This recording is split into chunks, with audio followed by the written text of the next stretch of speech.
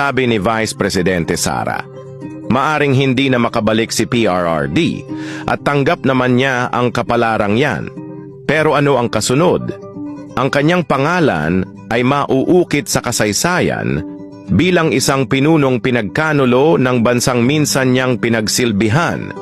Ang pangalang Duterte ay mauukit sa mga kalsada, statwang bato sa bawat gusali. Sa tingin ng kanyang mga kaaway, ang kanyang huling hininga ay tagumpay nila. Sa hinaharap maraming gaya niya ang mauupo sa gobyerno. Kahit patayin nila ang isang Rodrigo Duterte, ang kanyang legasiya ay mabubuhay sa bawat anibersaryo ng kanyang kamatayan. Ang kanyang pangalan ay magmimistulang bangungot sa lahat ng tumraydor sa kanya. Si PRRD ay mag-8 anyos na ngayon. Nasa dapit hapon na siya ng kanyang buhay. Sabi nga niya, I have nothing to lose. Ang pangalang Duterte ay magiging immortal sa mundo ng politika sa Pilipinas dahil kukwento pa rin siya sa mga bagong henerasyon.